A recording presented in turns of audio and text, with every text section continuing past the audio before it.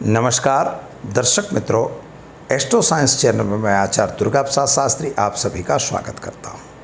इस चैनल में विविध प्रकार के वीडियो बनाए जाते हैं जिसमें वास्तु संबंधित और अन्य संबंध के वीडियो रहते हैं। ज्योतिष के प्रश्नों के वीडियो तो रहते ही हैं। आपके भी अगर कोई सवाल हैं, कोई प्रश्न है तो मित्रों आप ज़रूर हमें इसी चैनल में कमेंट बॉक्स में भेज सकते हैं या हमारे नीचे दिए गए फ़ोन नंबर पर आप हमारा संपर्क करके और अपनी माहिती हमें बता सकते हैं। अब अगर आपको कोई सवाल आ रहा है तो आप ज़रूर हमें भेजिए, लेकिन एक बात याद रखिए कि अगर चैनल को सब्सक्राइब नहीं किया तो ज़रूर कर दीजिए। वीडियो को लाइक करना न भूलिए, उसे शेयर भी अपने मित्रों में करिए और साथ ही में अपनी कमेंट हमें ज़रूर भेजिए।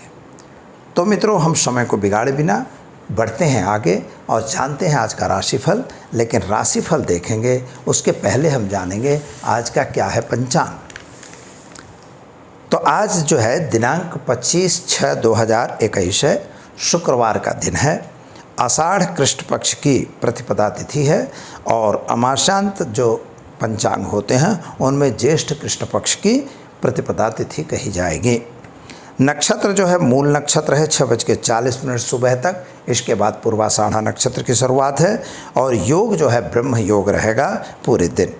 राशि जो है धन राशि, यानी भ ढ फ ध अक्षरों पे नामकरण होगा, यानी धनु राशि में आज चंद्रमा का भ्रमण रहेगा, इसलिए जो जातक जन्मेगी उनकी राशि धनु रहेगी।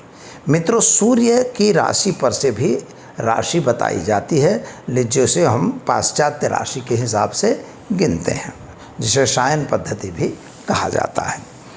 राहु काल जो आज का रहेगा 10:38 से और 12:22 तक राहु काल रहेगा। राहु काल में कोई विशिष्ट कार्य अथवा अच्छे कार्य नहीं किए जाते हैं।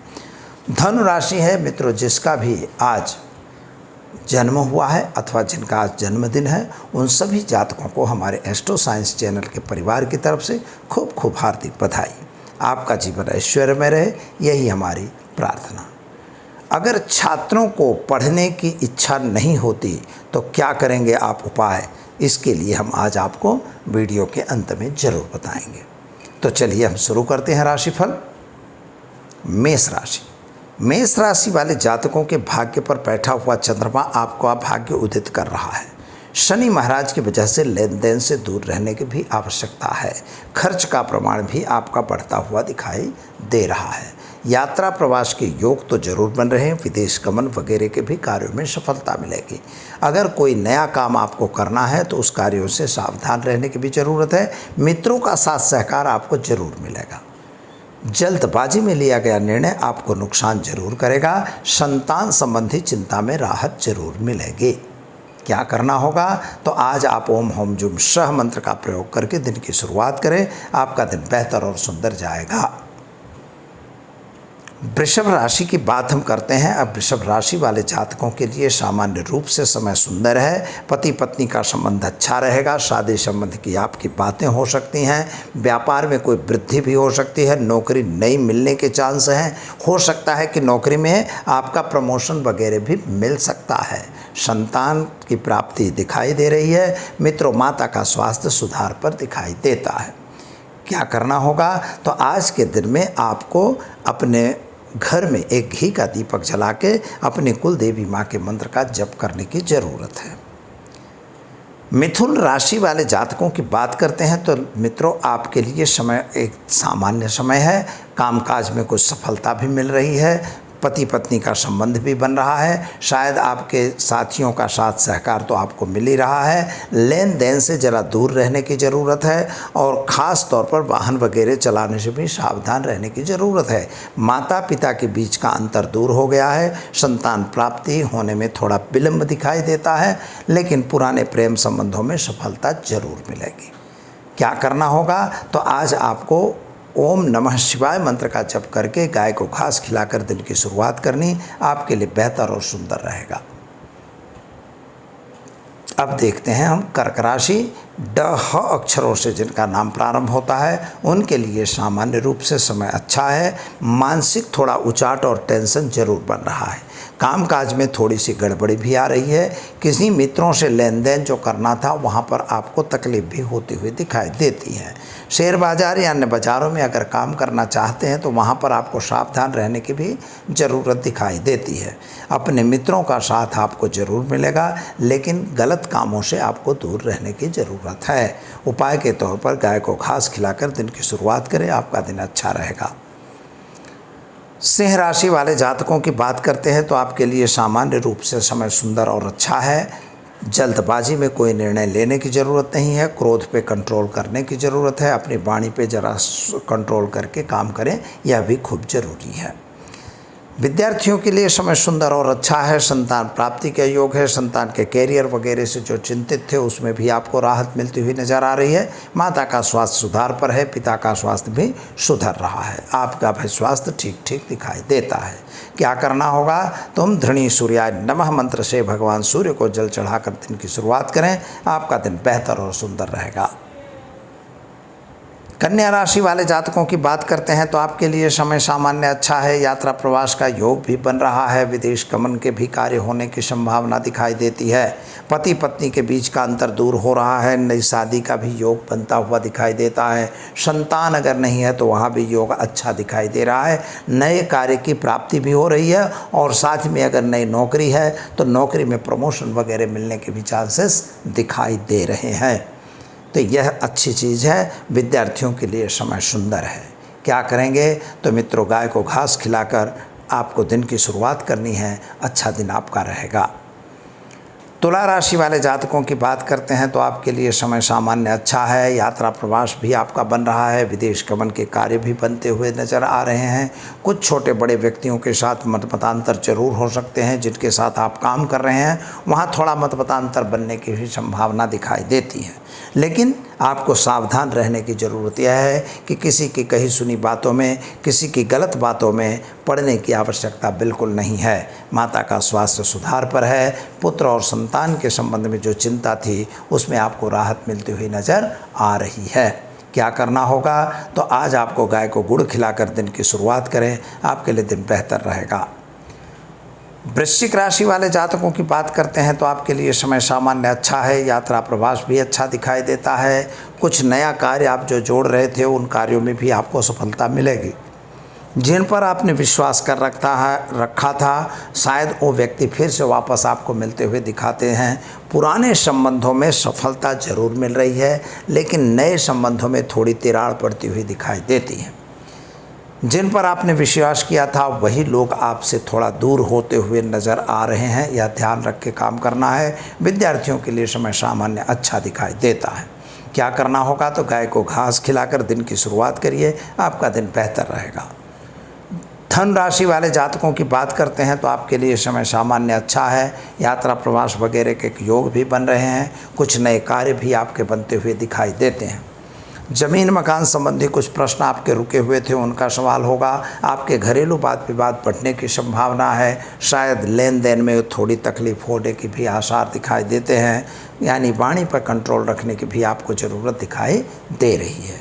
मित्रों, संतान संबंधी जो चिंता थी उनमें आपको राहत मिलेगी और नए संतान प्राप्त होने के भी चांस अच्छे दिखाई दे रहे हैं। शादी संबंध की बातों में भी सफलता मिलेगी। क्या करना होगा? तो आज आप चने की दाल, गुड़ और रोटी खिलाकर गाय को और अपने दिन की शुरुआत करेंगे, आपका दिन बेहतर और अच्छा रहेगा। मकर राशि वाले जातकों की बात करते हैं तो आपके लिए समय सामान्य अच्छा है। आपके ज़मीन मकान का कुछ प्रश्न सॉल्यूशन में आ रहा है, यानी कुछ उसका उकेल हो, निकाल हो, ऐसा दिखाई देता है। लेकिन वाद विवादों से आपको भी दूर रहना है। आपके इर्द गिर्द रहे हुए व्यक्ति ही आपको थोड़ा नुकसान देने की कोशिश कर रहे हैं, या आपको ध्यान रखने की ज़रूरत है। जिन पर आपने अंधा विश्वास किया था वही व्यक्ति आपसे थोड़ा दूर होते हुए नज़र आ रहे हैं, यानी उन्हीं के द्वारा आपको नुकसान भी मिलने के चांस दिखाई देते हैं।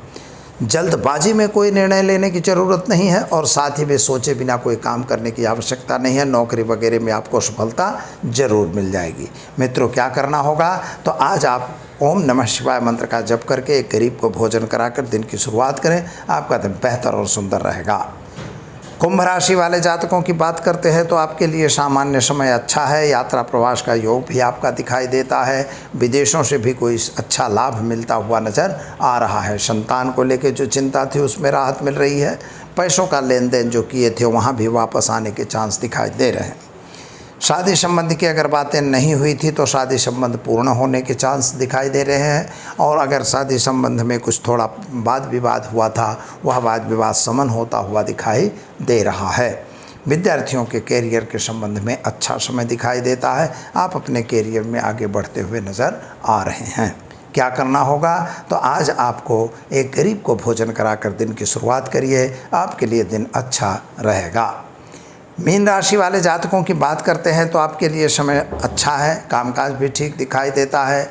पैसों की लेन देन से ज़रा दूर रहने की ज़रूरत मित्रों दिखाई दे रही है। जिन पर आपने अंधा विश्वास किया था वही आपसे नुकसान भी दे सकते हैं, अतः सावधानी रखने की ज़रूरत है। सरकार की तरफ से कोई तकलीफ़ न हो जाए यह भी आपको ध्यान देने की ज़रूरत है। अगर व्यापारी है तो ज़रा सावधान जरूर रहेंगे। नौकरी करने वालों को प्रमोशन वगैरह मिलेंगे। संतान के संबंध में, उसके कैरियर के संबंध में थोड़ी सी चिंता आपको बनी रहेगी। क्या करना होगा तो आज पीपल के वृक्ष पर जल डालकर दिन की शुरुआत करिए, आपका दिन सुंदर और अच्छा जाएगा। तो मित्रों, यह तो रही 12 राशियों का राशिफल। अब हम जानते हैं अगर विद्यार्थी को पढ़ने की इच्छा नहीं होती तो क्या करे उपाय। ज्योतिष शास्त्र एक ऐसा शास्त्र है मित्रों कि आप पढ़ोगे या नहीं पढ़ोगे, किस सब्जेक्ट में पढ़ोगे, कौन सी लाइन आपके लिए लेनी ज़रूरी है, आप अभ्यास में किस तरह से आगे बढ़ सकते हैं, अथवा आपका कैरियर डेवलपमेंट किस दिशा में होगा, यह हर चीज़ों का उत्तर हमारे ज्योतिष में मिलता है। सामान्य हम पढ़ने जाते हैं, लेकिन बालक पढ़ के हम जब बचपन में ही उस बालक का अभ्यास करके, कभी कभी हस्तरेखा से भी इसका नॉलेज होता है और ज्योतिष से भी होता है, कुंडली देखकर भी बताया जाता है।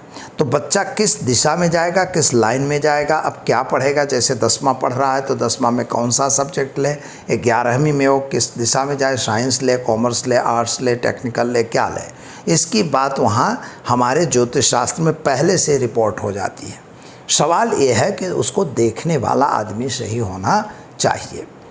जैसे बीमारी क्या होगी वह रिपोर्ट कर देता है। अब जैसे बालक पढ़ने में अगर कमज़ोर है, कभी कभी मंद बुद्धि बालक होते हैं, उनकी बात हम नहीं कर रहे हैं। अभी हम बात कर रहे हैं कि पढ़ने में बालक कमज़ोर है। अब गणित का नाम पढ़ गया तो बालक का मुंह नीचे हो जाता है। तो ऐसा जो हो रहे हैं, ऐसे बच्चों के लिए हमारे ज्योतिष शास्त्र में उपाय है। अब पहली बात यह है कि ऐसा होता क्यों है। तो अगर मान लीजिए बुध जो है गणित का कारक है, और बुध गणित का कारक होते हुए अगर बुध गड्ढे में गिर गया है अथवा नीच राशि में हो गया है तो उस व्यक्ति को गणित से डर लगेगा अथवा गणित वो करने में तकलीफ़ करेगा, नहीं कर पाएगा। साइंस वगैरह की जैसे सब्जेक्ट हैं तो भाई मंगल है, शनि है, ये लोग साइंस में ले जाते हैं, इंजीनियरिंग में ले जाते हैं। तो इन ग्रहों की स्थिति देखना। शनि चंद्र विषयोग हुआ तो मानसिक लेवल पर परितापना होती है, उसका मानसिक लेवल कमज़ोर हो जाता है।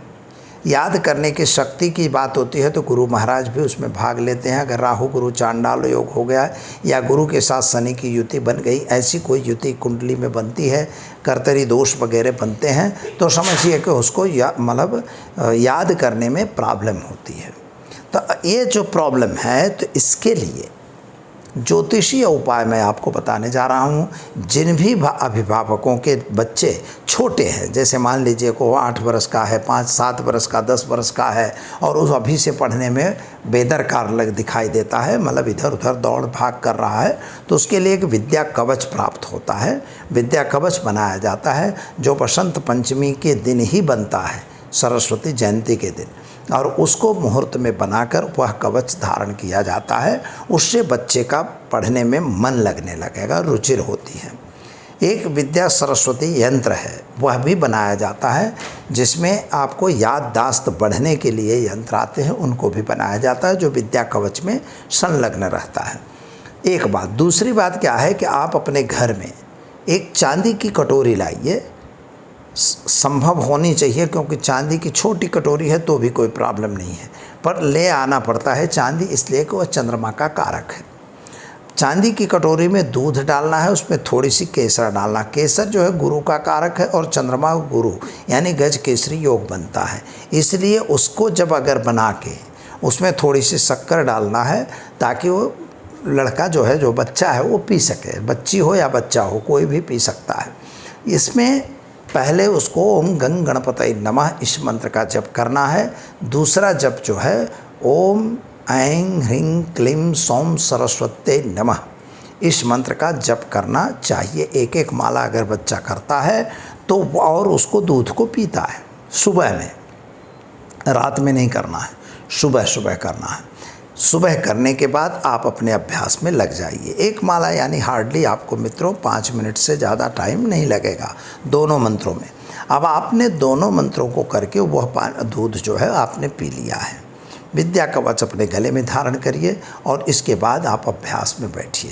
धीरे धीरे मन आपका अच्छा लगेगा। अगर आप कंपटीशन टेस्ट में बैठने जा रहे हैं, IAS IPS के एग्ज़ाम दे रहे हैं या और कोई कार्य कर रहे हैं, हर जगह आपको सफलता मिलेगी। और यह अनुभूत प्रयोग है, इस प्रयोग को आप अवश्य कर सकते हैं। और ऐसा करने से जो बच्चे बिल्कुल पढ़ने में कमज़ोर हैं वे लोग भी मेधावी बन जाते हैं। और इसका पीरियड होता है, इस पर कभी एक नया वीडियो हम बनाएंगे, लेकिन अभी तो हम आपको ये जो बता रहा हूँ यह प्रयोग आप ज़रूर करिए। तो दर्शक मित्रों, समय हो गया है इजाज़त लेने का। दीजिए आचार्य दुर्गा प्रसाद शास्त्री को इजाज़त। नमस्कार।